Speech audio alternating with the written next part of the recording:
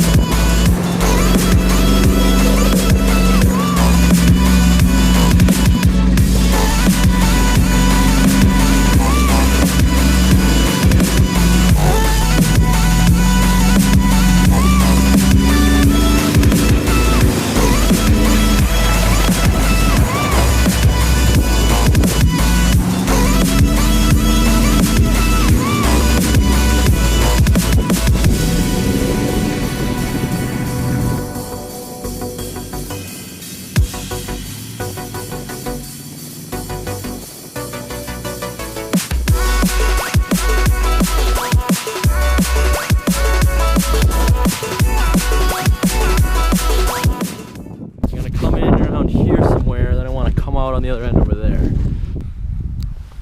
a really bad idea.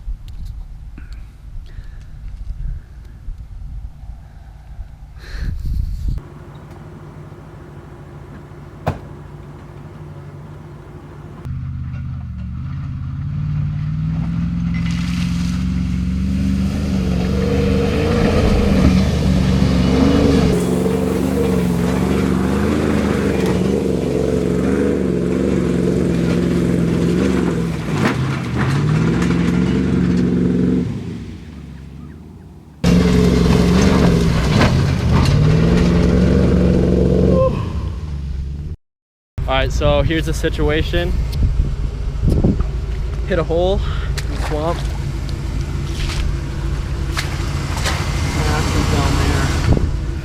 My front bumper is almost on the ground. But my back is out. So, no, my back is fine. So we're gonna try to jack up the front and see if it can't yank me out from the back.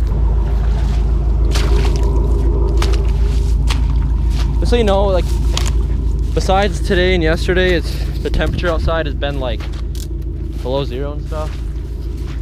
So this water in our boots is like just barely above freezing to melt. Like it's probably 32 degrees. So it's very cold.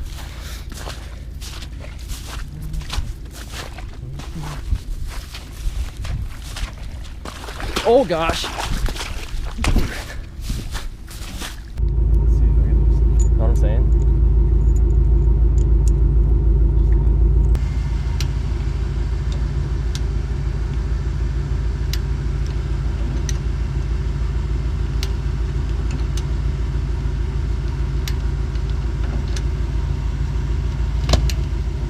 Broke to the board.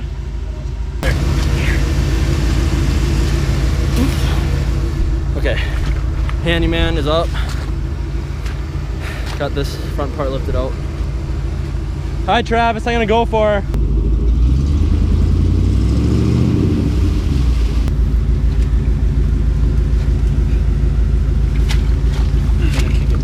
And then stick that on top of there. Okay. There you go. Okay, so you guys can kind of tell I'm not driving out of that, so Travis is gonna try to get back here and pull me out.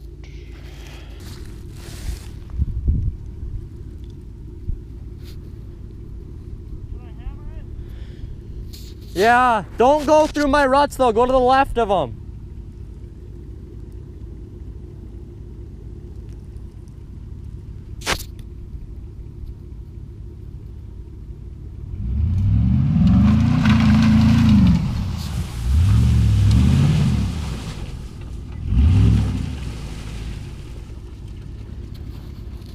Don't go through my ruts, dude.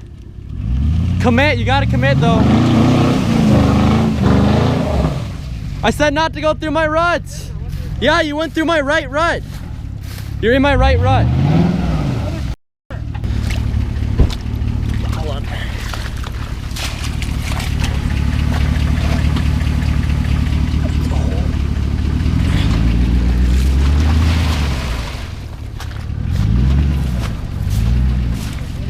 Don't spin your tires.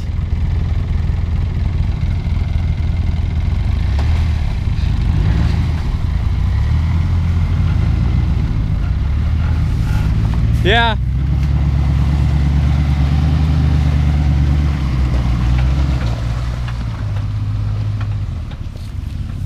Dude, you just got pulled up by a four-wheeler. Hey, I'm happy.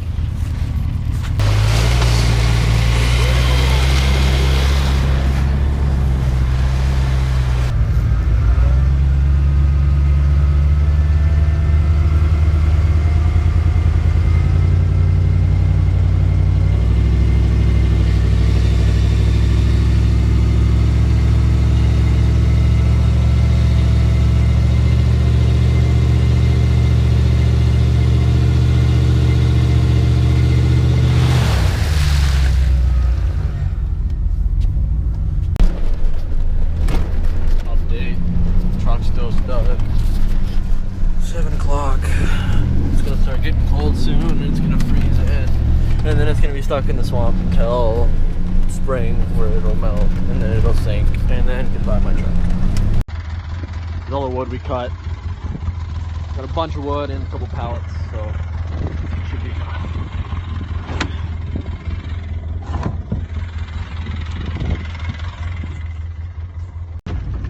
Update. High lift jack bent in half. Picture will be inserted here. Yeah. Not those things are supposed to be able to lift the vehicle, but guess not.